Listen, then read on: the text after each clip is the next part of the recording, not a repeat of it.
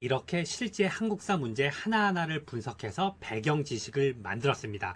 또 저희가 한국사 퀴즈 앱도 있으니 댓글 혹은 설명란을 참고해 주세요. 그럼 바로 시작합니다. 백제 건국 세력과 고구려의 관계, 삼국시대 전기. 백제는 기원전 18년에 온조왕이 세운 나라예요. 건국설화에 따르면 온조는 고구려를 세운 주몽의 아들이에요. 주몽이 고구려에서 첫째 부인의 아들인 유리가 찾아오자 둘째 부인 소선호의 아들들인 비류와 온조는 남쪽으로 내려왔어요. 비류는 미추홀에 자리 잡았고 온조는 위례성의 터를 잡아 백제를 세웠어요. 이처럼 백제의 건국 세력은 고구려에서 내려온 유이민 집단이었어요. 그래서 백제 초기 문화에는 고구려의 영향이 많이 남아 있어요. 대표적인 것이 서울 석촌동에 있는 고분이에요. 석촌동 고분은 돌을 층층이 쌓아 올린 적석총인데 이런 무덤 양식은 고구려 초기 무덤과 아주 비슷해요. 고구려의 장군총이나 태왕릉처럼 계단식으로 돌을 쌓아 올린 형태예요. 이것은 백제를 세운 사람들이 고구려에서 왔다는 것을 보여주는 중요한 증거예요. 백제는 한강 유역의 비옥한 땅을 바탕으로 성장했고 4세기 근초고왕 때 전성기를 맞이해요. 방공령, 근대 개항기. 방공령에 대해 알아볼게요. 방공령은 조선시대에 지방관이 자기 관할 지역에서 생산된 곡식이 다른 지방이나 외국으로 빠져나가는 것을 금지하는 조치예요. 쉽게 말해서 우리 지역 쌀이 부족하니까 밖으로 내보내지 말자는 거죠. 원래 방공령은 흉년이 들거나 곡식이 부족할 때 백성들을 보호하기 위해 시행했어요. 그런데 개항 이후에는 상황이 달라졌어요. 일본 상인들이 조선의 쌀을 대량으로 사들여 일본으로 가져가기 시작했거든요. 조선의 쌀값은 올라가고 백성들은 먹을 것이 부족해졌어요. 그래서 함경도와 황해도 등지에서 방공령을 선포해서 곡물 유출을 막으려고 했어요. 특히 1889년에 함경도 관찰사 조병식이 방공령을 내린 것이 유명해요. 그런데 조일통상장정에는 방공령을 내리려면 한 달 전에 미리 알려야 한다는 규정이 있었어요. 일본은 이 규정을 어겼다며 조선에 배상금을 요구했고 결국 조선은 배상금을 물어야 했어요. 이처럼 방공령은 개항 이후 외국으로 곡물이 빠져나가는 것을 막으려는 조선의 노력을 보여주는 사례예요. 신라 눌지왕과 박재상, 삼국시대 신라 전기. 신라 눌지왕에 대해 이야기해 볼게요. 눌지왕은 신라의 19대 왕으로 417년부터 458년까지 재위했어요. 그의 재위 시기는 신라가 고구려와 외의 압박 속에서 힘겹게 버티던 때였어요. 눌지왕이 왕위에 오르기 전 그의 두 동생인 보코와 미사흐는 각각 고구려와 외의 인질로 가 있었어요. 보코는 고구려에, 미사흐는 외의 볼모로 잡혀 있었던 거예요. 눌지왕은 왕이 된 후 동생들을 데려오고 싶었어요. 그래서 충신 박재상에게 이 어려운 임무를 맡겼어요. 박재상은 먼저 418년에 고구려로 가서 보코를 무사히 귀국시켰어요. 그 다음 외로 건너가 미사흔도 탈출시키는데 성공했어요. 하지만 박재상 본인은 외에서 붙잡혀 목숨을 잃었어요. 박재상의 부인은 남편이 떠난 치술령에 올라 바다를 바라보며 울다가 결국 돌이 되었다는 전설이 있어요. 이것이 바로 망부석 이야기예요. 눌지왕 시기의 신라는 아직 국력이 약해서 독자적인 외교를 펼치기 어려웠어요. 고구려의 영향력 아래에 있었고 외와의 관계도 불안정했어요. 하지만 이 시기를 거치면서 신라는 조금씩 힘을 키워나갔어요. 참고로 신라가 본격적으로 발전하는 것은 이후 지증왕, 버풍왕, 진흥왕 때예요. 지증왕 때 국호를 신라로 확정하고 왕칭호를 사용했으며 우산국을 복속했어요. 버풍왕 때는 율령을 반포하고 불교를 공인했으며 골품제를 정비했어요. 진흥왕 때는 한강 유역을 차지하고 대가야를 정복하는 등 영토를 크게 넓혔어요. 강화도 문화유산, 청동기 고려 조선. 오늘은 한반도 각 지역에 있는 주요 문화유산들에 대해 이야기해 볼게요. 먼저 강화도에 있는 부근리 고인돌부터 살펴볼까요? 고인돌은 청동기 시대에 만들어진 거대한 돌무덤이에요. 커다란 돌을 위에 올려놓은 모습이 특징인데 우리나라에는 전 세계 고인돌의 절반 가까이가 있을 정도로 정말 많아요. 강화도의 고인돌은 그 가치를 인정받아 유네스코 세계문화유산으로 등재되었어요. 다음으로 고려궁지에 대해 알아볼게요. 고려시대에 몽골이 침입해오자 고려는 수도를 개경해서 강화도로 옮겼어요. 바다를 건너야 하는 섬이라 기마민족인 몽골군이 쉽게 공격하기 어려웠거든요. 이때 강화도에 궁궐을 세웠는데 그 터가 바로 고려궁지예요. 정제도 묘도 강화도에 있어요. 정제도는 조선 후기의 학자로 양명학을 연구한 대표적인 인물이에요.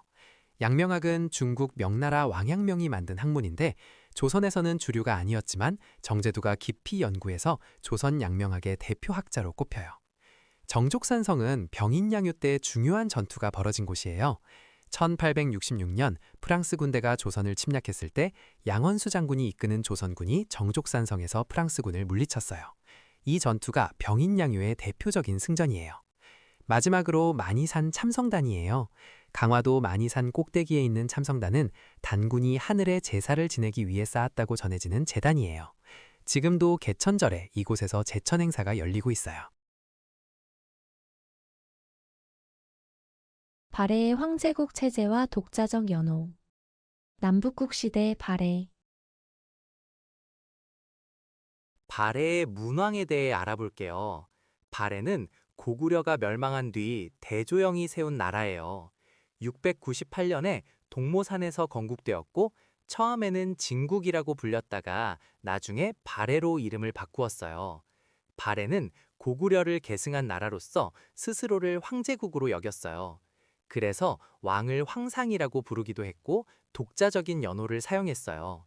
연호란 왕이 즉위하면서 정하는 그 나라만의 연대 표기 방식인데 중국처럼 큰 나라만 쓸 수 있는 거였거든요. 발해가 독자적인 연호를 썼다는 건 스스로 독립된 황제국임을 선언한 거예요. 대표적인 연호로는 무왕 때의 인안, 문왕 때의 대흥과 보력 같은 것들이 있어요. 발해의 지방 행정 제도는 오경 15부 62주였어요. 오경은 상경, 중경, 동경, 서경, 남경으로 이중 상경 융천부가 수도였어요. 발해는 해동성국이라고 불릴 만큼 전성기에는 매우 강성했어요. 문왕 때 상경으로 천도하고 당과 활발하게 교류했어요. 발해의 문화는 고구려의 전통을 이어받으면서도 당나라 문화의 영향을 받아 독특한 특징을 보여줘요. 정해공주묘와 정효공주묘에서 발견된 유물들이 발해 문화를 연구하는 데 중요한 자료가 되고 있어요. 연해주 신안촌과 고려인 강제 이주. 근대 일제강점기. 연해주는 러시아 극동 지역에 있는 땅이에요. 1860년대부터 조선 사람들이 이곳으로 이주하기 시작했어요. 함경도 지역의 농민들이 가난과 굶주림을 피해 두만강을 건너 연해주로 들어갔던 거예요. 이렇게 모여 살던 한인들의 마을을 신안촌이라고 불렀어요. 신안촌은 블라디보스토크 근처에 형성된 한인 집단 거주지였어요. 이곳은 단순한 이민자 마을이 아니었어요. 일제강점기에는 독립운동의 중요한 거점이 되었거든요. 대한광복군 정부가 세워지기도 했고 많은 독립운동가들이 이곳을 기반으로 활동했어요. 그런데 1937년에 비극적인 일이 벌어졌어요. 소련의 스탈린 정권이 연해주에 살던 한인들을 강제로 중앙아시아로 이주시켰어요. 약 17만 명의 한인들이 화물 열차에 실려 카자흐스탄과 우즈베키스탄 등 머나먼 땅으로 끌려갔어요. 이것을 고려인 강제 이주라고 해요.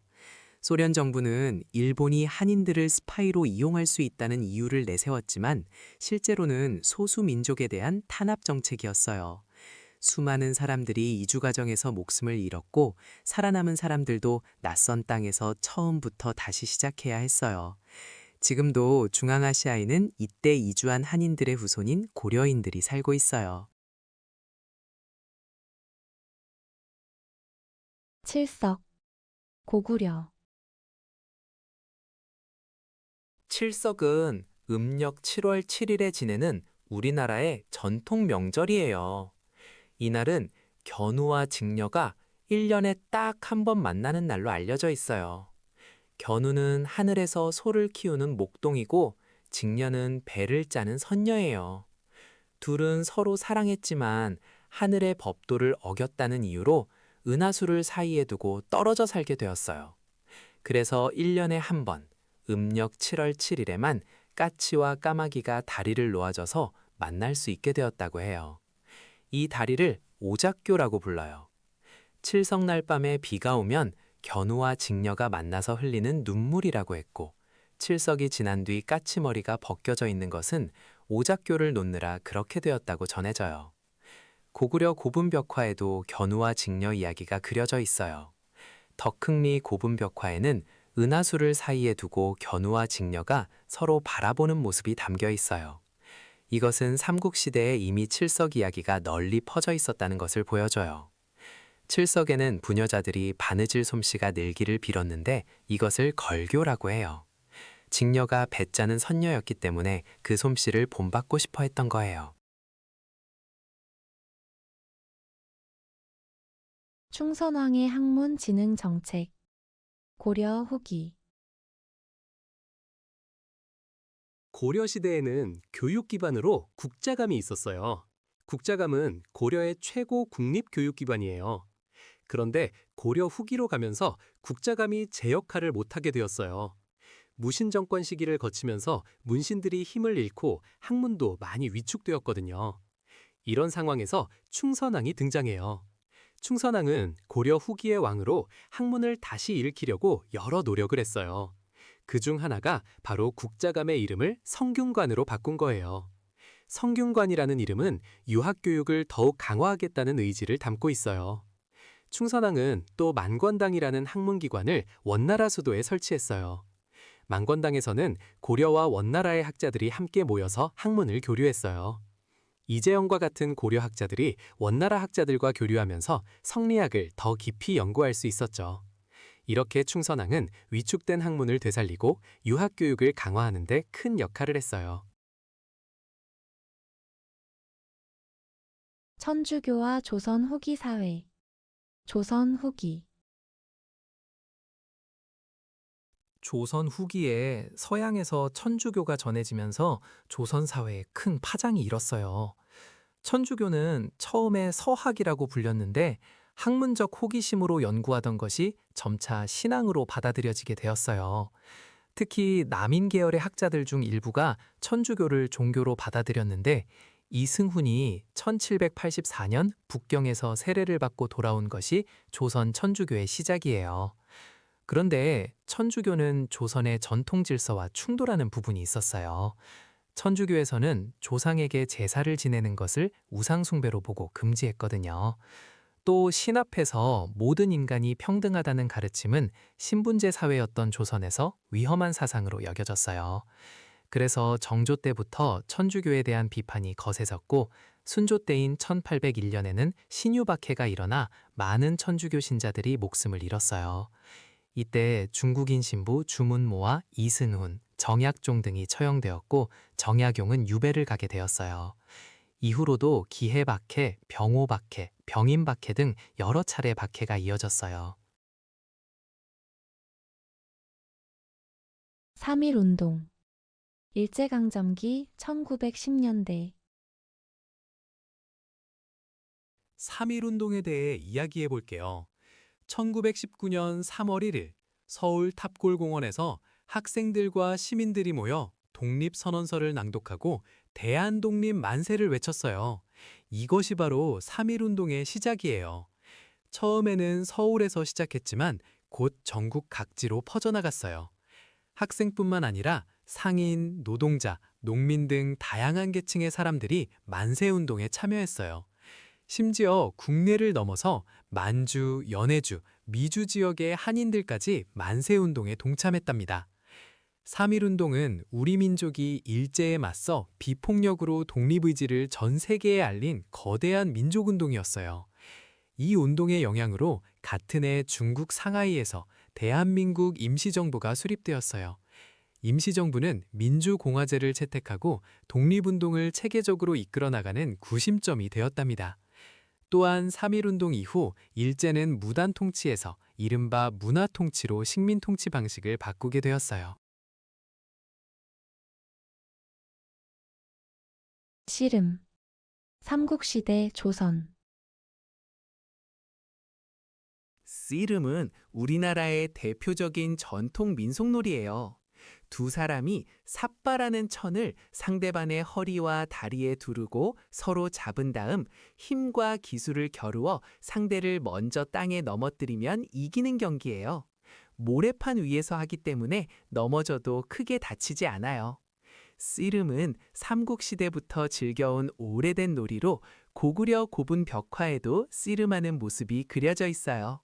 조선시대에는 단오나 추석 같은 명절에 마을 대항전으로 씨름대회가 열렸고 우승자에게는 황소를 상으로 주기도 했어요. 그래서 씨름대회 우승자를 천하장사라고 불렀답니다. 씨름은 남북한이 함께 유네스코에 등재를 신청해서 2018년에 인류 무형문화유산으로 지정되었어요. 남북이 공동으로 등재한 첫 번째 유네스코 유산이라는 점에서 의미가 깊습니다.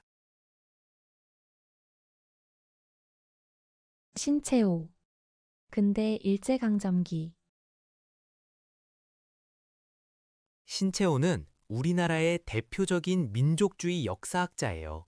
그는 역사를 아와 비아의 투쟁이라고 정의했어요. 쉽게 말하면 역사란 나와 나 아닌 것이 서로 경쟁하고 싸워온 기록이라는 뜻이에요. 여기서 아는 우리 민족을 의미하고 비아는 외세나 다른 세력을 의미해요.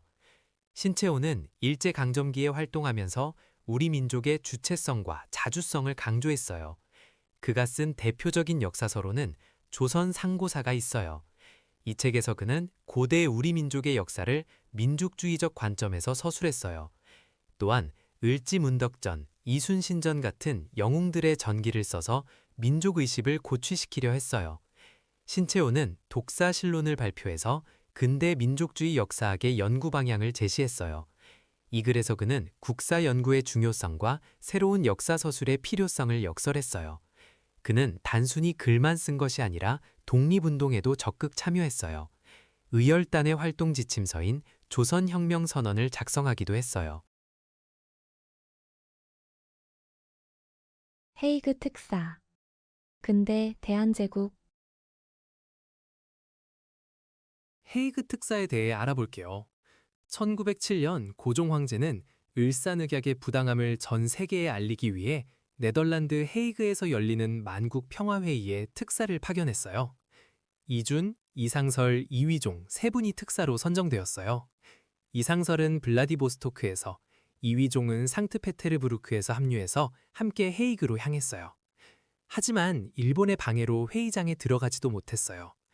을사늑약으로 대한제국의 외교권이 박탈당한 상태였기 때문에 일본이 한국 대표의 참석을 막은 거예요. 이준 열사는 이곳에서 순국했다고 알려져 있어요. 비록 회의 참석은 실패했지만 헤이그 특사 파견은 일제의 침략상을 국제사회에 알리는 중요한 계기가 되었어요.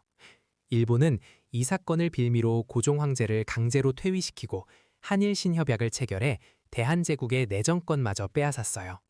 또한 대한제국의 군대인 군대 해산까지 단행했어요. 헤이그 특사 사건은 나라를 지키려는 대한제국의 마지막 외교적 노력이었어요. 고려시대 화폐 정책과 상업. 고려. 고려시대의 경제에 대해 이야기해 볼게요. 고려는 상업과 화폐 유통을 활성화하려고 여러 노력을 했어요. 고려 숙종 때는 주전도감이라는 관청을 설치해서 화폐를 만들었어요. 이때 만들어진 화폐가 바로 해동통보예요. 또 은으로 만든 은병도 유통되었는데 이 은병은 우리나라 지형을 본떠서 만들었다고 해서 활구라고도 불렸어요. 하지만 백성들은 여전히 물물교환을 선호해서 화폐가 널리 쓰이지는 못했어요. 고려시대에는 개경에 시전이라는 상설 점포가 있었고 경시서라는 관청이 시장을 감독했어요. 또 주막이나 주점에서 음식을 팔기도 했는데 이를 주식점이라고 불렀어요. 성종 때는 개경의 주점을 열어 백성들이 화폐로 음식을 사 먹게 해서 화폐 사용을 장려하려 했어요. 한편 지방에서는 5일마다 열리는 장시가 발달하지 않았고 대신 관청에서 운영하는 관영상점 형태가 있었어요. 송나라와의 무역도 활발했는데 병난도가 국제무역항으로 번성했어요. 송상이라는 송나라 상인들이 고려에 와서 무역을 했고 고려는 이들을 위한 객관을 설치해 주었어요. 참고로 창해지는 통일신라 때 장보고가 설치한 것이고 동시전은 신라 때 경주에 설치된 관청이에요. 이런 것들은 고려가 아니라 그 이전 시대의 일이에요. 회사령과 1910년대 일제의 경제정책. 근대 일제강점기. 일제강점기 1910년대에는 회사령이라는 법이 시행되었어요.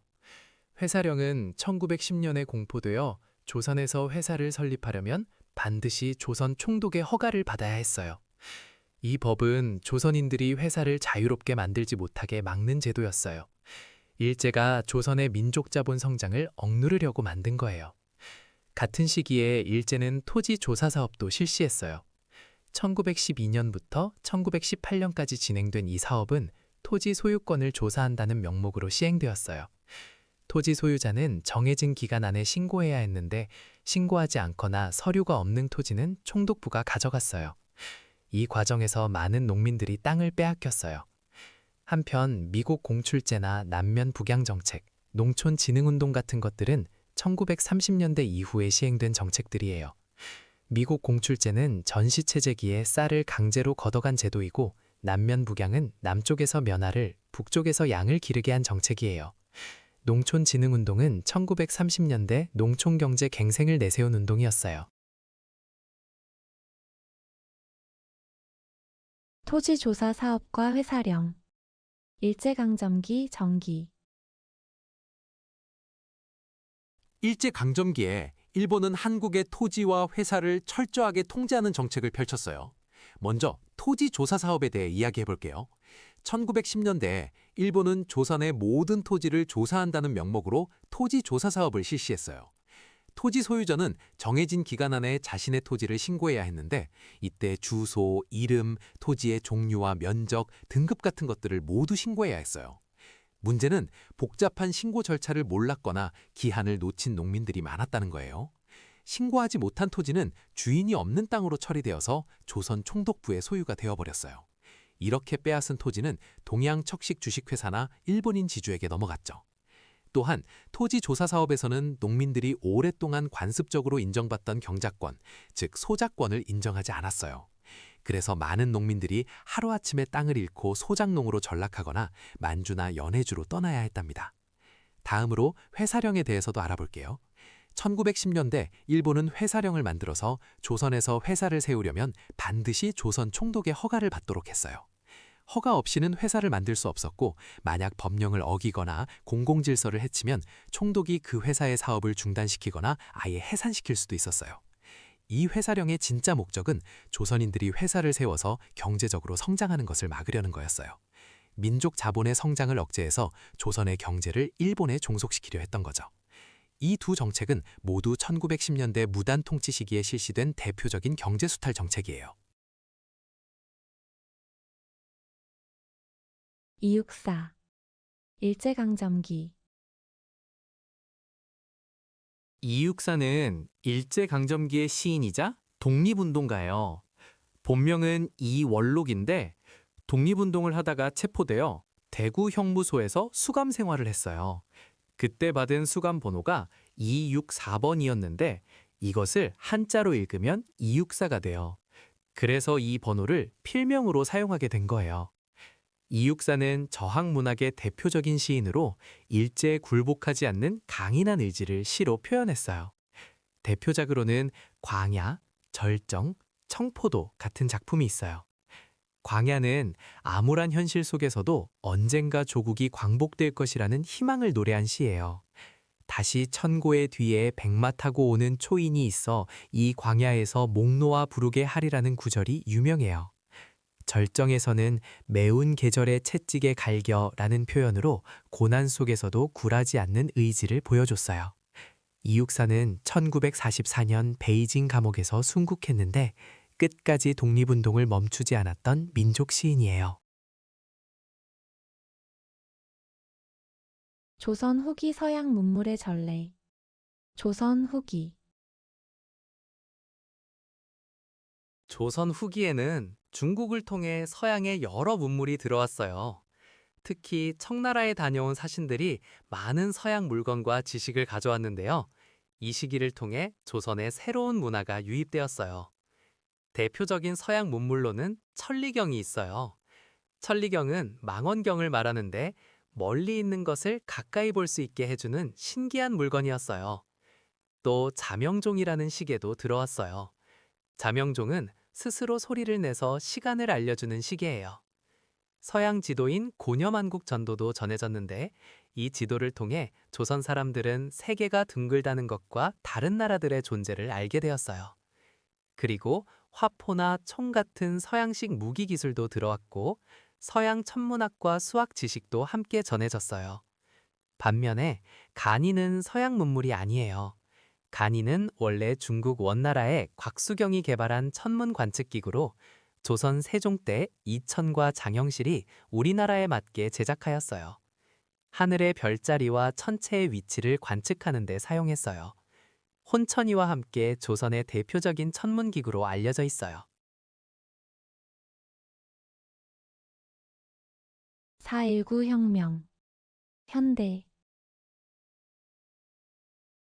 4.19 혁명에 대해 알아볼게요. 4.19 혁명은 1960년에 일어난 민주화 운동이에요. 이승만 대통령이 이끄는 자유당 정권이 1960년 3월 15일에 치러진 정부통령 선거에서 심각한 부정선거를 저질렀어요. 투표함을 바꿔치기 하고 투표용지에 미리 도장을 찍어두는 등 온갖 불법이 자행됐죠. 이에 분노한 마산 시민들이 3월 15일 부정선거에 항의하는 시위를 벌였어요. 그런데 시위 도중 실종됐던 고등학생 김주열의 시신이 4월 11일 마산 앞바다에서 눈에 최루탄이 박힌 채 발견됐어요. 이 충격적인 소식이 전해지자 전국적으로 시위가 확산됐어요.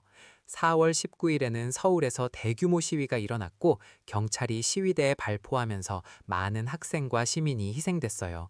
4월 25일에는 대학 교수들까지 시국선언을 하고 거리로 나섰어요. 결국 4월 26일 이승만 대통령이 하야, 즉 스스로 대통령직에서 물러난다고 선언했어요. 4.19 혁명은 학생과 시민의 힘으로 독재 정권을 무너뜨린 민주주의 혁명으로 평가받고 있어요. 이후 허정 과도 정부를 거쳐 장면 내각의 민주당 정권이 수립됐어요. 병자호란. 조선 후기. 병자호란에 대해 알아볼게요. 병자호란은 1636년에 청나라가 조선을 침략한 전쟁이에요. 당시 청나라는 후금에서 국호를 바꾸고 조선의 군신관계를 요구했는데 조선이 이를 거부하자 청태종이 직접 10만 대군을 이끌고 쳐들어왔어요. 청군은 압록강을 건너 빠르게 남하했고 인조는 처음에 강화도로 피난하려 했지만 길이 막혀 남한산성으로 들어가 항전했어요. 남한산성에서 45일간 버텼지만 추위와 굶주림 속에서 결국 항복을 결정하게 되었어요. 인조는 삼전도에서 청태종에게 3번 절하고 9번 머리를 조아리는 삼배구고두례를 행하는 굴욕을 겪었어요. 이 전쟁에서 많은 의병과 관군이 항전했는데 임경업 장군은 백마산성에서 청군에 맞서 싸웠고 김상용은 강화도가 함락될 때 화약고에 불을 질러 순절했어요. 전쟁 후 소현세자와 복림대군이 인질로 청나라에 끌려갔고 수십만 명의 백성들이 포로로 잡혀갔어요. 이 치욕적인 패배 이후 조선에서는 청나라에 대한 복수를 다짐하는 북벌론이 대두되었어요.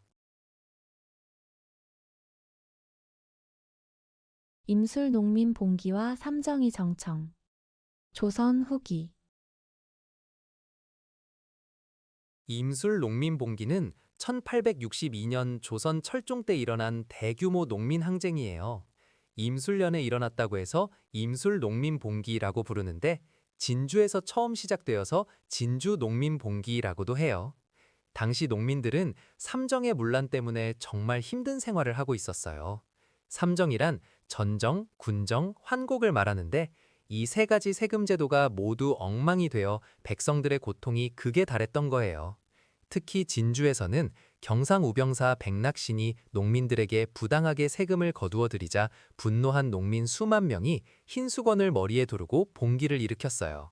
이들은 탐관오리의 집과 아전들의 집을 불태우며 저항했어요. 진주에서 시작된 봉기는 전국으로 빠르게 퍼져나갔어요. 경상도, 전라도, 충청도 등 삼남 지방을 중심으로 70여 개 고을에서 농민들이 들고 일어났어요. 조선 정부는 이 사태를 수습하기 위해 삼정이정청을 설치했어요.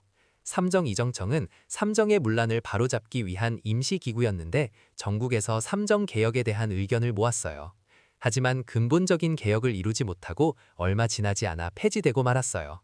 결국 삼정의 문란은 해결되지 않은 채 남아있다가 이후 동학농민운동으로 이어지는 원인이 되었어요. 부여의 정치와 제천 행사. 고대 초기 국가. 부여에 대해 알아볼게요. 부여는 만주 지역에 세워진 고대 국가예요. 지금의 중국 동북지방, 숭화강 유역의 평야지대에 자리 잡았어요. 부여는 우리 역사에서 아주 중요한 나라인데요. 고구려와 백제의 뿌리가 되는 나라이기 때문이에요.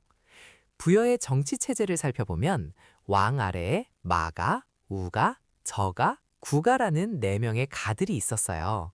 이 가들은 각각 사출도라고 불리는 지역을 따로 다스렸어요. 사출도는 4개의 부족 영역을 말하는데 왕이 직접 다스리는 중앙과 구별되는 지방이었어요. 이런 정치 구조는 아직 왕권이 완전히 강하지 않았다는 것을 보여줘요. 부여의 풍습 중에 영고라는 제천 행사가 있었어요. 영고는 매년 12월에 하늘의 제사를 지내는 행사예요. 이때 온 나라 사람들이 모여서 먹고 마시고 노래하고 춤을 추었어요. 농사가 끝난 뒤 수확에 감사하고 다음 해의 풍년을 기원하는 의미가 담겨 있었어요. 부여에는 순장이라는 풍습도 있었어요. 왕이나 귀족이 죽으면 함께 묻히는 사람이 많을 때는 100명이 넘기도 했대요. 또 부여에는 엄격한 법률이 있었는데 살인자는 사형에 처하고 그 가족은 노비로 삼았어요. 도둑질을 하면 물건값의 12배를 배상해야 했고요. 이것을 일책 12법이라고 불러요. 고구려의 문화와 무덤 양식. 고구려. 고구려에 대해 알아볼게요. 고구려는 기원전 37년에 주몽이 졸본 지역에서 세운 나라예요. 고구려는 삼국 중에서 가장 먼저 건국되었고 만주와 한반도 북부를 차지한 강대한 나라였어요. 고구려 사람들은 사냥과 전쟁을 좋아해서 무예가 뛰어났어요. 그래서 고구려 고분벽화에는 수렵도라고 해서 말을 타고 사냥하는 장면이 많이 그려져 있어요. 고구려의 대표적인 무덤 양식은 돌무지 무덤에서 점차 굴식 돌방 무덤으로 바뀌었어요. 굴식 돌방 무덤은 옆으로 통로를 만들어 시신을 모시는 방식이에요. 무덤 안에 널방과 널길, 이음길이 있는 구조가 특징이에요. 고구려는 오부족 연맹체에서 출발했고 제가회의라는 귀족 회의가 있었어요. 또 고구려는 태학이라는 교육기관을 세워 귀족 자제들을 가르쳤고 경당이라는 지방교육기관에서는 평민 자제들도 글과 활쏘기를 배울 수 있었어요. 고구려의 전성기는 광개토대왕과 장수왕 때였어요. 광개토대왕은 만주 일대를 정복하고 신라에 침입한 왜를 물리쳤어요. 장수왕은 평양으로 수도를 옮기고 남쪽으로 영토를 넓혀 한강 유역을 차지했답니다. 삼별초 항쟁과 원 간섭기. 고려 후기. 고려 시대에는 몽골의 침입이라는 큰 위기가 있었어요. 1231년부터 몽골이 고려를 여러 차례 침략했는데 고려는 강화도로 수도를 옮기고 약 40년 가까이 항쟁을 이어갔어요. 이때 삼별초라는 특수부대가 있었는데 원래는 야별초에서 시작해서 좌별초, 우별초, 그리고 신의군까지 합쳐져 삼별초가 되었어요. 몽골과의 강화가 이루어지고 개경으로 환도하려 하자 삼별초는 이에 반대하며 끝까지 항쟁을 계속했어요.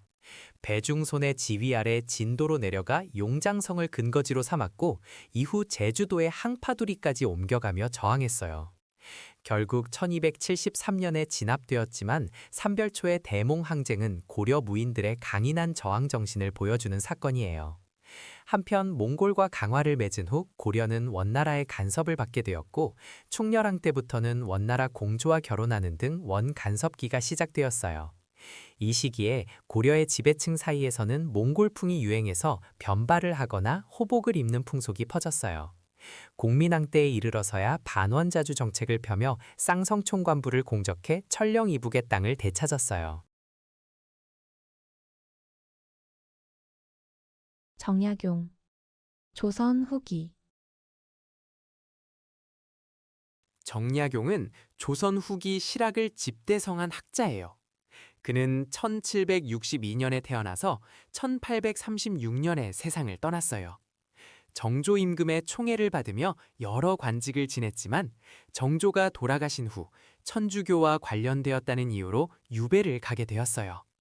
전라남도 강진에서 무려 18년이나 유배 생활을 했답니다. 하지만 이 긴 유배 기간 동안 오히려 학문에 집중해서 수많은 책을 썼어요. 대표적인 저서로는 목민심서, 경세유표, 흠음심서가 있어요. 목민심서는 지방 관리들이 백성을 어떻게 다스려야 하는지 적은 책이에요. 경세유표는 나라의 제도를 어떻게 개혁해야 하는지 담은 책이고요. 흠음심서는 형벌과 재판에 관한 내용을 담았어요. 또한 정약용은 과학기술에도 뛰어났어요. 정조의 명을 받아 수원 화성을 설계할 때 거중기라는 기계를 만들어서 무거운 돌을 쉽게 들어올릴 수 있게 했어요. 거중기는 도르래의 원리를 이용한 기계예요. 덕분에 화성 공사 기간을 크게 줄일 수 있었어요. 정약용의 호는 다산이에요. 그래서 강진에 있는 그의 유배지를 다산초당이라고 부르고 지금도 보존되어 있어요. 그는 실학의 여러 분야를 종합하여 조선 후기 실학을 완성한 인물로 평가받고 있어요. 윤지충 진산 사건과 천주교 박해. 조선 후기. 윤지총 사건에 대해 이야기해 볼게요. 조선 후기 정조 때인 1791년에 전라도 진산에서 큰 사건이 일어났어요. 윤지충이라는 양반이 천주교를 믿으면서 어머니가 돌아가셨을 때 신주를 불태우고 제사를 지내지 않은 거예요. 이것을 진산 사건이라고 불러요. 당시 조선은 유교 국가였고 조상에게 제사 지내는 것은 가장 기본적인 도리였어요.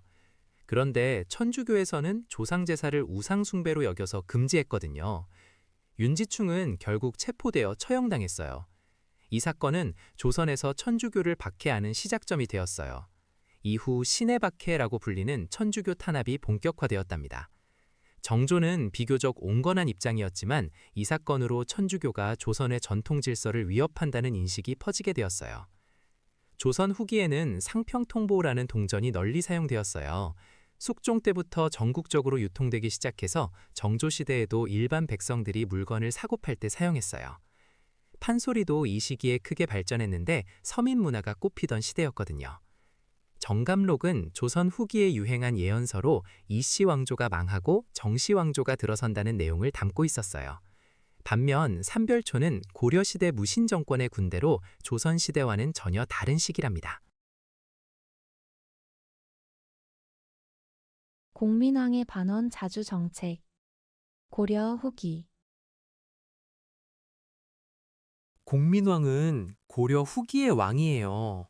그는 원나라의 간섭에서 벗어나 고려의 자주성을 회복하려고 많은 노력을 했어요. 공민왕이 즉위했을 때 고려는 오랫동안 원나라의 지배를 받고 있었어요. 그래서 고려 사람들도 몽골식 머리 모양인 변발을 하고 몽골식 옷을 입어야 했어요. 공민왕은 이런 몽골 풍습을 금지하고 고려 고유의 전통을 되살리려고 했어요. 변발을 금지하고 우리 전통 복식인 관복을 다시 입도록 했지요. 또한 공민왕은 원나라가 고려 내정에 간섭하던 기관인 정동행성 이문소를 폐지했어요. 그리고 원나라를 등에 업고 권력을 휘두르던 기철 등 친원파 세력을 제거했어요. 군사적으로도 큰 성과를 거뒀는데요. 원나라가 빼앗아갔던 쌍성 총관부를 공격해서 천령 이북의 땅을 되찾았어요. 이렇게 공민왕은 반원 자주 정책을 펼치며 고려의 자주성을 회복하기 위해 힘썼어요. 대한민국 현대사 주요 사건 순서. 현대. 대한민국 현대사에서 중요한 경제 발전과 사회 변화의 순서를 알아볼게요. 먼저 경부고속도로는 1970년에 완공되었어요. 박정희 정부 시절 경제개발 5개년 계획의 일환으로 서울과 부산을 잇는 이 도로가 만들어졌죠. 당시 불과 2년 5개월 만에 완공해서 한강의 기적을 상징하는 대표적인 사업이에요. 그 다음으로 100억 달러 수출 달성은 1977년에 이루어졌어요. 이때 수출의 날을 기념해서 대대적인 행사를 열었고, 이 기록적인 수출 실적은 대한민국이 본격적인 수출 주도형 경제로 성장했다는 것을 보여줬어요. 한참 시간이 지난 1997년에는 외환 위기가 찾아왔어요. 외화가 부족해지면서 나라 경제가 휘청거렸고 결국 IMF에 구제금융을 요청하게 되었어요. 이때 온 국민이 금모으기 운동에 참여하면서 위기를 극복하려고 노력했죠. 그리고 2004년에는 KTX라고 불리는 고속철도가 개통되었어요. 서울에서 부산까지 2시간대에 갈 수 있게 되면서 전국이 반나절 생활권이 되었어요. 이렇게 정리하면 경부고속도로 준공, 100억 달러 수출 달성, IMF 구제금융 요청, 고속철도 개통 순서가 되는 거예요. 남북 공동성명과 선언의 역사. 현대. 남북한 관계의 역사에 대해 이야기해 볼게요. 분단 이후 남과 북은 오랫동안 대립했지만 때때로 대화의 물꼬를 트기도 했어요. 가장 먼저 획기적인 진전이 있었던 건 1972년이에요. 이때 7.4 남북 공동성명이 발표되었는데 자주, 평화, 민족 대단결이라는 통일의 3대 원칙을 처음으로 합의했어요. 이건 남북이 통일 원칙에 대해 공식적으로 합의한 최초의 문서예요. 그 다음으로 중요한 합의는 1991년에 있었어요. 남북 기본 합의서가 채택되었는데 여기서 남과 북은 서로의 체제를 인정하고 상호 불가침에 합의했어요. 같은 해에 남북한이 유엔에 동시 가입하기도 했죠. 2000년에는 김대중 대통령과 김정일 국방위원장이 평양에서 만나 6.15 남북 공동선언을 발표했어요. 이때 남한의 연합 제안과 북한의 낮은 단계 연방 제안에 공통점이 있다는 것을 인정했어요. 최초의 남북 정상회담이었죠. 그리고 2007년에는 노무현 대통령이 평양을 방문해서 14선언을 채택했어요.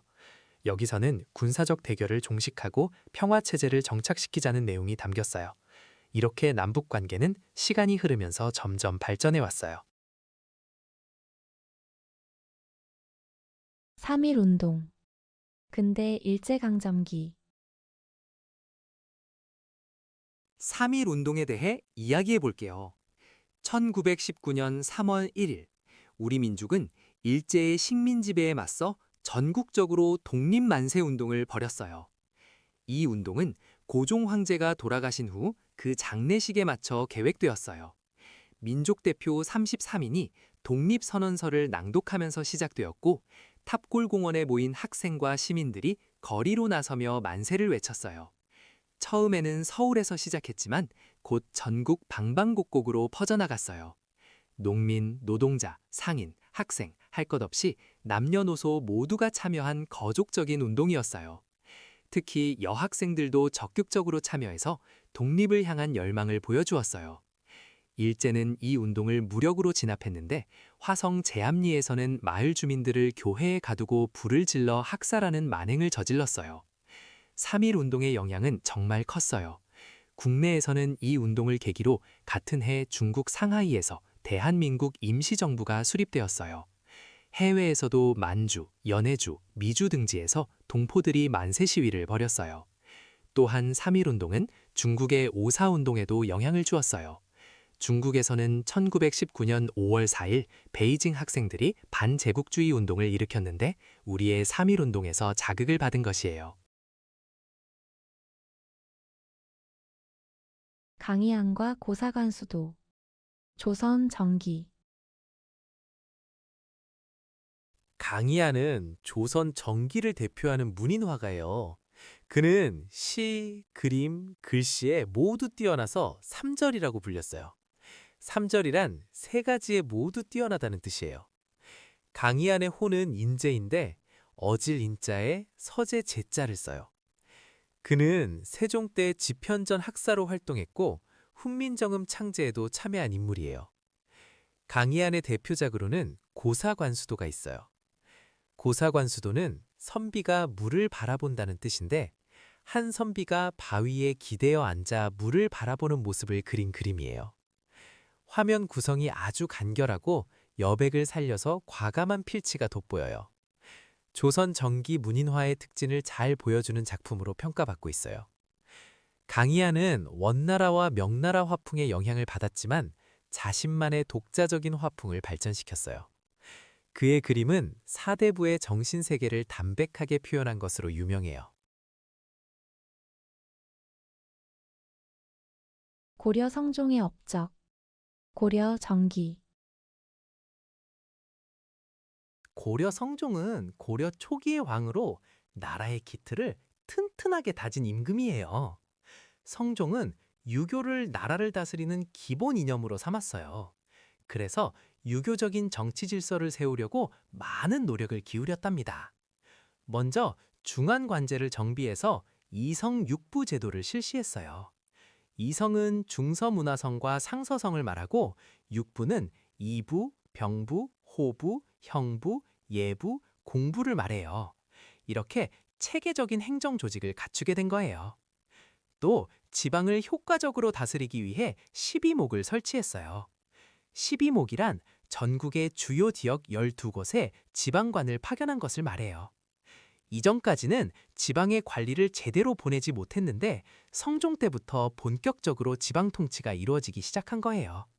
그리고 국자감을 설립해서 유학교육을 장려했어요. 국자감은 고려의 최고 교육기관으로 여기서 관리가 될 인재들을 길러냈어요. 성종은 최승로의 시무 28조를 받아들여 유교적 통치체제를 완성해 나갔답니다. 세종대왕과 농사직설. 조선 정기.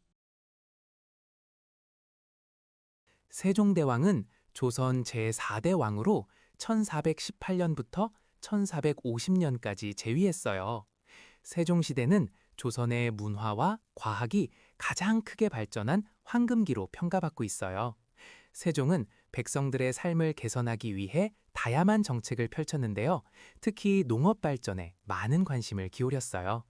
세종은 우리나라 풍토에 맞는 농사 기술을 정리한 농사직설이라는 책을 편찬하게 했어요.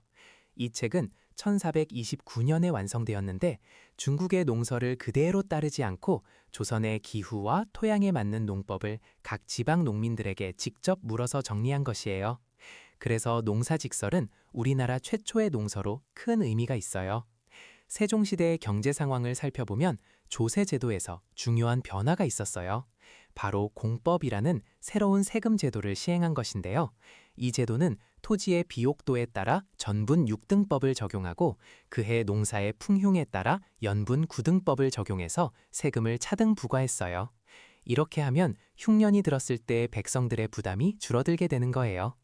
세종시대에는 아직 모내기법이 전국적으로 널리 퍼지지는 않았어요. 모내기법이 확산되어 광작이 나타난 것은 조선 후기의 일이에요. 또한 담배나 인삼 같은 상품 작물 재배가 활발해지고 전국의 장시가 하나의 유통망으로 연결되며 강경이나 원산 같은 곳이 상업 중심지로 성장한 것도 모두 조선 후기에 해당하는 현상이에요. 정약전과 자산어보. 조선 후기. 정약전은 조선 후기의 실학자예요. 정조시대에 활동했던 학자로 다산 정약용의 형이기도 해요. 정약전은 1801년 신유박해 때 천주교 신자라는 이유로 흑산도로 유배를 가게 되었어요. 흑산도는 전라남도 서남쪽 바다에 있는 외딴 섬이에요. 정약전은 이 먼 섬에서 유배 생활을 하면서 그냥 시간을 보내지 않았어요. 섬 주변 바다에 사는 물고기와 해산물들을 직접 관찰하고 연구했어요. 그리고 그 결과물을 책으로 엮었는데 그게 바로 자산어보예요. 자산은 흑산도의 다른 이름이에요. 자산어보는 우리나라 최초의 해양생물 백과사전이라고 할 수 있어요. 이 책은 총 3권으로 구성되어 있어요. 제1권에는 비늘이 있는 물고기인 인류를 담았고 제2권에는 비늘이 없는 물고기인 무인류와 조개나 게 같은 게류를 담았어요. 제3권에는 그 외 여러 해산물을 모은 잡류를 담았어요. 정약전은 각각의 해양 생물에 대해 이름, 생김새, 습성, 맛까지 꼼꼼하게 기록했어요. 어부 창대라는 사람에게 현지 지식을 배우기도 했어요. 유배지에서의 고통을 학문적 성과로 승화시킨 대표적인 예라고 할 수 있어요. 허위와 김창숙의 독립운동. 대한제국 일제강점기. 허위와 김창숙 두 분의 독립운동가에 대해 이야기해 볼게요. 먼저 허위는 1855년에 태어나서 1908년에 순국한 의병장이에요. 그는 을미사변 이후 단발령이 내려지자 이에 반발해서 의병 활동을 시작했어요. 허위는 법관으로도 활동해서 평리원 재판장을 지내기도 했답니다. 그리고 1907년에는 전국 각지의 의병들을 하나로 모아 13도 창의군을 결성했어요. 허위는 이 13도 창의군의 군사장이 되어 서울로 진격하는 작전을 이끌었어요. 서울 진공작전은 비록 실패했지만 이것은 의병운동 역사에서 가장 큰 규모의 연합작전이었어요. 허위는 결국 일본군에게 체포되어 1908년 서대문 감옥에서 교수형을 당해 순국했어요. 김창숙은 1879년에 태어나서 1962년까지 사신 분이에요. 그는 유학자 출신의 독립운동가로 1905년 을사늑약이 체결되자 이에 반대하는 상소를 올렸어요. 1919년에는 파리 강화회의에 한국의 독립을 호소하는 문서를 보내는 파리 장서운동을 주도했어요. 이 파리 장서에는 전국 유림 137명의 서명이 담겨 있었답니다.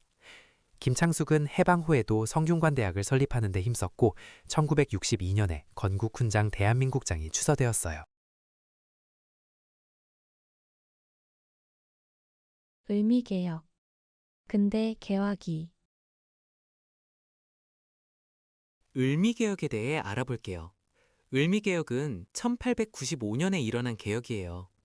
을미사변으로 명성황후가 시해된 직후에 김홍집 내각이 추진한 개혁이죠.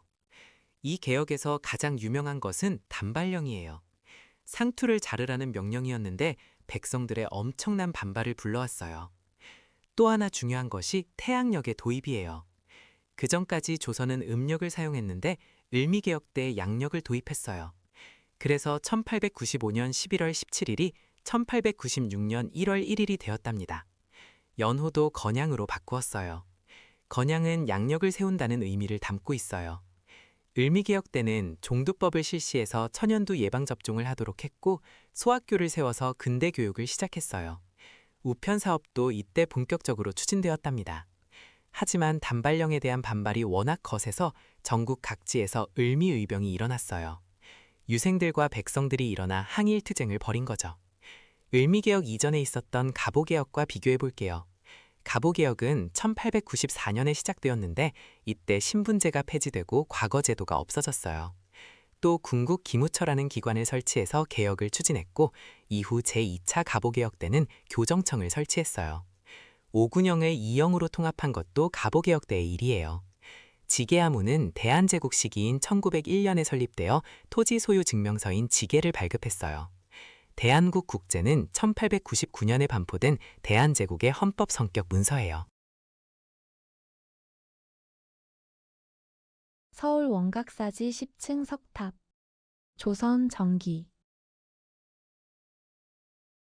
서울 원각사지의 10층 석탑에 대해 알아볼게요. 이 탑은 조선시대에 만들어진 아주 특별한 석탑이에요. 조선은 유교를 국가 이념으로 삼았기 때문에 불교를 억압하는 정책을 펼쳤는데요. 그럼에도 불구하고 일부 왕들은 불교를 후원하기도 했어요.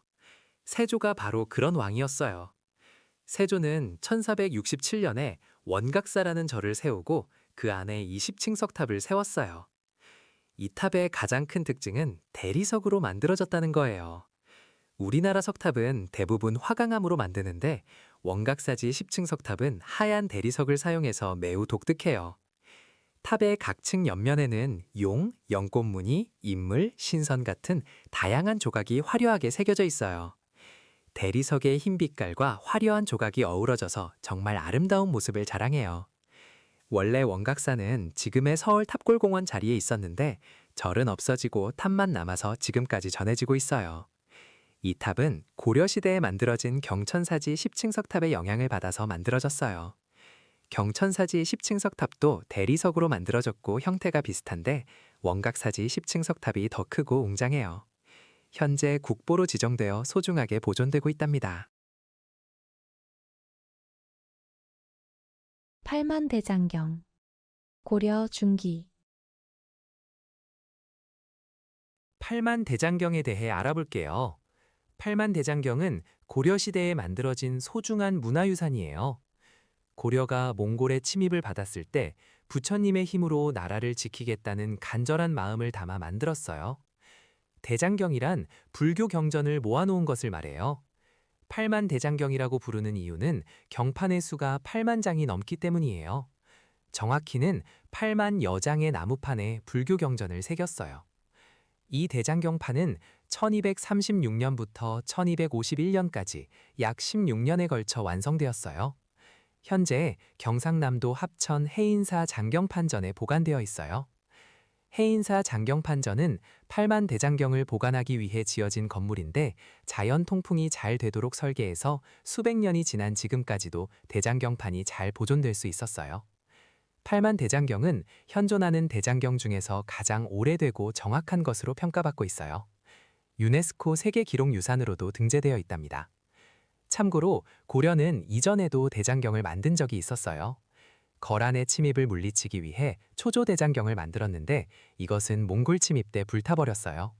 그래서 다시 만든 것이 바로 팔만대장경, 즉 제조대장경이에요. 대종교 일제강점기 대종교에 대해 알아볼게요. 대종교는 1909년에 나철이 창시한 민족 종교예요. 단군을 최고신으로 모시며 우리 민족의 뿌리를 강조하는 종교입니다. 나철은 원래 이름이 나인영이었는데 대종교를 창시하면서 나철로 이름을 바꿨어요. 대종교의 핵심 교리는 단군 신앙인데요. 단군왕검을 민족의 시조로 숭배하면서 민족의식을 고취시키려 했어요. 개천절도 대종교에서 시작된 것으로 단군이 고조선을 세운 날을 기념하는 날이에요. 대종교는 일제강점기에 민족교육과 항일운동에 큰 역할을 했어요. 국권 피탈 이후 많은 대종교 신자들이 만주로 이동했는데 거기서 학교를 세우고 민족교육을 실시했어요. 오기오 같은 인물도 대종교의 중심 인물이었어요. 특히 중요한 것은 대종교가 항일 무장단체와 깊은 관련이 있다는 점이에요. 중광단이라는 무장단체가 대종교 신자들을 중심으로 결성되었는데 이 중광단이 나중에 북로군정서로 발전하게 됩니다. 북로군정서는 김좌진 장군이 이끌었던 독립군부대로 1920년 청산리 대첩에서 큰 승리를 거뒀어요. 대종교는 또한 국어 연구와 역사 연구에도 힘썼어요. 대종교 신자들 중에는 역사학자나 국어학자가 많았거든요. 풍수지리 사상 통일신라 후기 풍수지리 사상에 대해 알아볼게요. 풍수지리는 땅의 지형과 기운을 살펴서 좋은 장소를 찾는 사상이에요. 원래 중국에서 시작되었는데 신라 말기에 도선이라는 승려가 우리나라에 본격적으로 들여왔어요. 도선은 전라도 지역을 중심으로 활동하면서 풍수지리를 널리 퍼뜨렸죠. 풍수지리에서는 산과 물의 흐름, 땅의 모양을 보고 그곳에 어떤 기운이 있는지 판단해요. 좋은 기운이 모이는 곳을 명당이라고 부르는데 이런 곳에 집을 짓거나 무덤을 쓰면 복을 받는다고 믿었어요. 고려시대의 풍수지리는 아주 큰 영향력을 가졌어요. 고려를 세운 태조 왕건은 풍수지리를 깊이 믿었는데 훈요 10조에서 후손들에게 사찰을 함부로 짓지 말고 도선이 정해준 곳에만 지으라고 당부했어요. 이것이 바로 비보사찰의 개념이에요. 비보란 부족한 것을 보충한다는 뜻인데 땅의 기운이 약한 곳에 절이나 탑을 세워서 그 기운을 보완한다는 생각이에요. 또한 풍수지리는 서경 천도 운동에도 영향을 주었어요. 묘청 같은 승려는 개경의 기운이 쇠약해졌으니 서경으로 도읍을 옮겨야 한다고 주장했죠. 서경은 지금의 평양인데 풍수지리적으로 좋은 기운을 가진 곳이라고 여겨졌어요. 이렇게 풍수지리는 고려시대 정치와 깊이 연결되어 있었답니다. 영정법. 조선 후기. 영정법에 대해 알아볼게요. 영정법은 조선 인조 때 시행된 세금 제도예요. 그 전에는 전세를 거둘 때 그 해 농사가 얼마나 잘 됐는지에 따라 세금을 다르게 매겼어요. 풍년이면 많이 내고 흉년이면 적게 내는 방식이었죠. 이걸 연분구등법이라고 했어요. 그런데 이 제도는 관리들이 농사 작황을 판단하는 과정에서 부정부패가 생기기 쉬웠어요. 그래서 인조 때 이를 개선해서 토지 1결당 쌀 4두로 고정시켰어요. 풍년이든 흉년이든 상관없이 똑같이 4두만 내면 되는 거예요. 이렇게 세금을 고정시킨 법이라서 영정법이라고 불러요. 영정이란 영원히 정한다는 뜻이에요. 영정법 덕분에 농민들은 세금 부담을 미리 예측할 수 있게 되었고 관리들의 부정도 줄어들었어요. 참고로 조선 후기에는 세금 제도가 많이 바뀌었는데 대동법은 공납을 쌀로 바꾼 것이고 균역법은 군포 부담을 줄인 것이에요. 영정법은 이 중에서 전세, 즉 토지세를 개혁한 것이랍니다. 삼별초의 대몽 항쟁과 진도. 고려 후기. 진도는 고려시대 몽골 침입기에 매우 중요한 역할을 한 섬이에요. 고려는 1231년부터 몽골의 침입을 받기 시작했는데 무신정권의 최씨 가문은 몽골과 끝까지 싸우기로 결정하고 1232년에 수도를 강화도로 옮겼어요. 강화도는 바다로 둘러싸여 있어서 기마민족인 몽골군이 쉽게 공격하기 어려웠거든요. 하지만 1270년 무신정권이 무너지고 고려 왕실은 결국 몽골과 강화를 맺고 개경으로 환도했어요. 이때 몽골의 끝까지 항복하지 않겠다고 버틴 세력이 있었는데 바로 삼별초예요.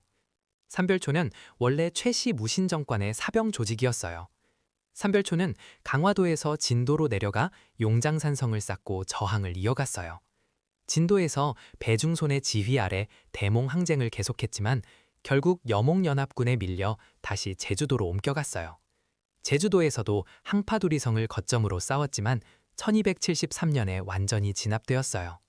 삼별초의 항쟁은 비록 실패로 끝났지만 몽골에 대한 고려 백성들의 강인한 저항 정신을 보여주는 사건으로 기억되고 있어요. 조선 한양의 주요 시설. 조선 정기. 조선의 수도 한양에 대해 이야기해 볼게요. 조선을 세운 태조 이성계는 1394년에 한양으로 도읍을 옮겼어요. 한양은 지금의 서울이에요. 한양에는 여러 중요한 건물과 장소가 있었는데요. 하나씩 살펴볼게요. 먼저 경복궁이에요. 경복궁은 조선의 법궁, 그러니까 으뜸 궁궐이에요. 태조 때 처음 지었고 임진왜란 때 불에 탔다가 흥선대원군이 다시 지었어요. 다음은 종묘예요. 종묘는 조선 역대 왕과 왕비의 신의를 모시고 제사를 지내는 곳이에요. 유교 국가였던 조선에서 조상에 대한 제사는 매우 중요했거든요. 그래서 종묘는 궁궐 못지않게 중요한 장소였어요. 사직단도 있어요. 사직단은 토지의 신인 사와 곡식의 신인 직에게 제사를 지내던 곳이에요. 농업이 중심이었던 조선에서 풍년을 기원하는 제사는 나라의 큰 행사였어요. 한양에는 도성을 둘러싼 성곽과 내대문이 있었어요. 동쪽에 흥인지문, 서쪽에 도내문, 남쪽에 숭례문, 북쪽에 숙정문이 있었어요. 숭례문은 남대문이라고도 불렀고 국보 1호였어요. 그리고 육조거리가 있었어요. 육조는 이조, 호조, 예조, 병조, 형조, 공조를 말해요. 이 관청들이 경복궁 앞 큰 길 양쪽에 늘어서 있어서 육조거리라고 불렀어요. 신라 버풍왕의 업적. 신라 중기. 신라 버풍왕에 대해 이야기해 볼게요. 버풍왕은 신라 제23대 왕으로 514년부터 540년까지 재위했어요. 버풍왕 시기는 신라가 고대 국가로서의 틀을 완성한 아주 중요한 때예요. 먼저 버풍왕은 520년에 율령을 반포했어요. 율령이란 국가의 법률과 규칙을 말하는데 이것을 통해 나라를 체계적으로 다스릴 수 있게 되었어요. 같은 해에 백관의 공복도 제정해서 관리들의 옷차림을 정했어요. 또한 버풍왕은 532년에 금관가야를 복속시켰어요. 금관가야는 가야 연맹 중에서 가장 먼저 신라에 항복한 나라예요. 이때 금관가야의 마지막 왕인 구형왕이 신라에 투항했고 버풍왕은 그를 진골 귀족으로 대우해 주었어요. 버풍왕 하면 빼놓을 수 없는 것이 바로 불교 공인이에요. 527년에 이차돈이 순교하면서 불교가 공인되었어요. 이차돈은 버풍왕을 위해 자신의 목숨을 바쳐 불교를 받아들이는데 결정적인 역할을 했어요. 전해지는 이야기에 따르면 이차돈이 처형될 때 흰 피가 솟았다고 해요. 이 사건 이후 귀족들의 반대를 누르고 불교가 신라의 공식 종교가 되었어요. 버풍왕은 536년에 건원이라는 연호를 사용하기 시작했어요. 연호란 왕이 직접 정하는 연도의 이름인데 이것은 신라가 독자적인 천하관을 가졌다는 것을 보여줘요. 참고로 독서삼품과는 버풍왕이 아니라 훨씬 뒤인 원성왕 때인 788년에 시행된 제도예요. 독서삼품과는 유교경전의 이해 정도에 따라 관리를 뽑는 제도였어요. 노급 폐지는 신문왕 때인 689년에 이루어진 일이에요. 임진왜란. 조선 중기. 임진왜란에 대해 알아볼게요. 임진왜란은 1592년에 일본이 조선을 침략하면서 시작된 전쟁이에요. 당시 일본을 통일한 도요토미 히데요시가 명나라를 치겠다며 조선에 길을 빌려달라고 했는데 조선이 거절하자 전쟁을 일으킨 거예요. 전쟁 초기에 조선은 정말 힘들었어요. 일본군이 부산에 상륙한 지 불과 20일 만에 한양이 함락되었거든요. 선조 임금은 의주까지 피난을 가야 했어요. 하지만 조선도 가만히 있지 않았어요. 바다에서는 이순신 장군이 이끄는 수군이 연전연승을 거두었어요. 한산도 대첩에서 하익진이라는 진영을 펴서 일본 수군을 크게 물리쳤죠. 육지에서는 의병들이 곳곳에서 일어났어요. 곽재우, 고경명, 조헌 같은 의병장들이 백성들과 함께 싸웠어요. 특히 충주 탄금대 전투에서는 신립장군이 배수진을 치고 싸우다가 장렬하게 전사했어요. 8천여 명의 장졸들도 함께 순절했죠. 명나라도 원군을 보내왔고 결국 7년간의 긴 전쟁 끝에 1598년 도요토미 히데요시가 죽으면서 일본군이 물러갔어요. 이 전쟁으로 조선은 큰 피해를 입었지만 백성들의 저항 정신을 보여준 의미 있는 시기이기도 했어요. 최무성과 화약 무기. 고려 후기. 최무선은 고려 말의 무신이에요. 그는 원나라에서 화약 만드는 기술을 배워와서 고려에 처음으로 화약과 화포를 만들었어요. 당시 고려는 왜구의 침입으로 큰 피해를 입고 있었는데 최무선은 화약 무기로 왜구를 물리칠 수 있다고 생각했어요. 하지만 화약 제조법은 철저히 비밀이었기 때문에 쉽게 배울 수가 없었어요. 최무선은 원나라 상인 이원을 찾아가 끈질기게 설득해서 화약 제조 비법을 알아냈어요. 그리고 조정에 화통도감 설치를 건의했어요. 화통도감은 화약과 화포를 만드는 관청이에요. 우왕 때 화통도감이 설치되었고 최무선은 이곳에서 화포를 비롯한 여러 화약 무기를 만들어냈어요. 1380년에 왜구가 500척의 배를 이끌고 진포에 쳐들어왔을 때 최무선은 화포를 장착한 배를 이끌고 나가 왜선을 불태워 큰 승리를 거두었어요. 이것이 바로 진포 대첩이에요. 화포를 실전에서 사용해 승리한 첫 번째 사례였어요. 최무선의 화약 무기 개발은 이후 조선시대 국방력 강화에도 큰 영향을 미쳤어요. 태종의 업적과 왕권 강화 정책. 조선 정기. 태종은 조선의 세 번째 왕이에요. 원래 이름은 이방원이고 태조 이성계의 다섯째 아들이었어요. 조선 건국에 큰 공을 세웠지만 정도전과 갈등을 빚으며 왕자의 난을 일으켰어요. 형인 정종에게 왕위를 물려받아 왕이 되었죠. 태종은 왕권을 강화하기 위해 여러 가지 개혁을 단행했어요. 먼저 사병을 혁파했어요. 그동안 공신이나 왕족들이 개인적으로 거느리던 군사들을 모두 국가에 귀속시킨 거예요. 이렇게 해서 왕만이 군사력을 가지게 되었어요. 또 호패법을 실시했어요. 호패는 일종의 신분증인데 16세 이상의 남자들에게 나무나 뼈로 만든 패를 차게 해서 신분을 확인할 수 있게 했어요. 이를 통해 인구를 파악하고 세금과 군역을 효율적으로 거둘 수 있었어요. 태종은 또한 육조 직계제를 시행했어요. 원래는 의정부에서 육조의 업무를 총괄했는데 태종은 육조가 의정부를 거치지 않고 왕에게 직접 보고하게 했어요. 이렇게 해서 신하들의 권한은 줄어들고 왕권은 더욱 강해졌어요. 신문고 제도도 만들었어요. 억울한 일을 당한 백성이 북을 쳐서 왕에게 직접 호소할 수 있게 한 거예요. 그리고 문화부를 폐지하고 사간원을 독립시켰어요. 문화부는 고려시대부터 내려온 기관인데 태종이 이를 없애고 대신 사간원이라는 독립기관을 만들어 왕에게 간언하는 역할을 맡겼어요. 태종의 이런 개혁들은 조선 초기 왕권을 안정시키는 데 큰 역할을 했어요. 병자호란. 조선 후기. 병자호란에 대해 이야기해 볼게요. 병자호란은 1636년에 청나라가 조선을 침략한 전쟁이에요. 당시 청나라는 후금에서 나라 이름을 바꾸고 조선에게 신하의 예를 갖추라고 요구했어요.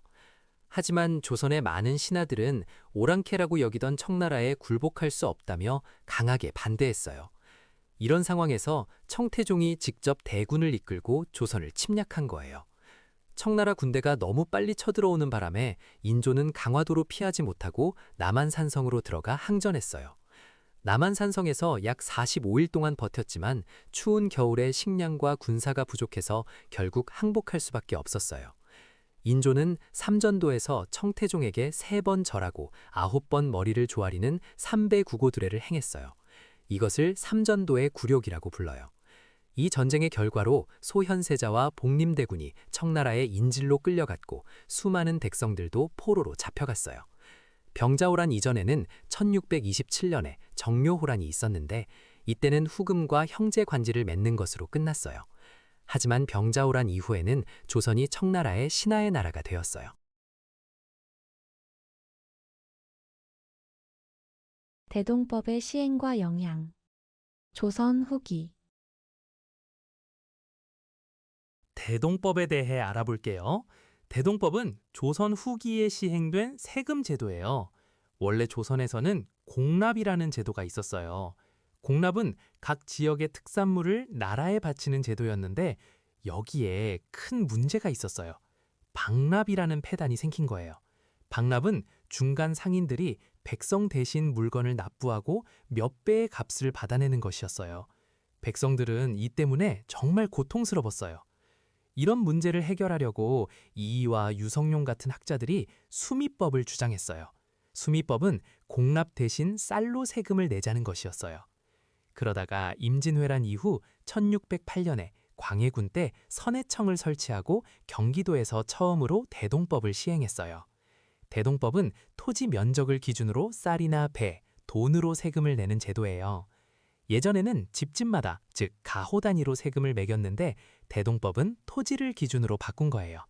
땅이 많은 사람은 세금을 많이 내고 땅이 없는 사람은 적게 내게 된 거죠. 대동법이 시행되면서 공인이라는 새로운 상인이 등장했어요. 공인은 나라에서 필요한 물품을 대신 조달해주는 사람들이에요. 나라에서 대동세로 거둔 쌀이나 돈을 공인에게 주면 공인이 시장에서 물건을 사서 관청에 납품했어요. 이렇게 공인이 활동하면서 상품 화폐 경제가 발달하게 되었어요. 대동법은 경기도에서 시작해서 점차 전국으로 확대되었는데 완전히 전국에서 시행되기까지 약 100년이 걸렸어요. 숙종 때인 1708년에 황해도까지 확대되면서 전국적으로 시행되었어요. 양반 지주들의 반대가 심했기 때문에 오래 걸린 거예요. 대동법 시행으로 방납의 폐단이 사라지고 백성들의 부담이 줄어들었어요. 여운형. 일제강점기 현대. 여운형에 대해 알아볼게요. 여운형은 호가 몽양이에요. 일제강점기와 해방 직후에 활동한 독립운동가이자 정치인이에요. 1886년에 태어나서 1947년에 암살로 세상을 떠났어요. 여운형은 1919년에 대한민국 임시정부가 수립될 때 외무부 차장을 맡았어요. 그리고 1933년부터 조선중앙일보 사장으로 일하면서 민족 언론을 이끌었어요. 1944년에는 일제의 패망을 예상하고 비밀리에 조선 건국 동맹을 결성했어요. 해방 직전인 1945년 8월에는 조선 건국준비위원회를 조직해서 위원장이 되었어요. 건국준비위원회는 해방 직후 치안 유지와 새 나라 건설 준비를 맡았던 단체예요.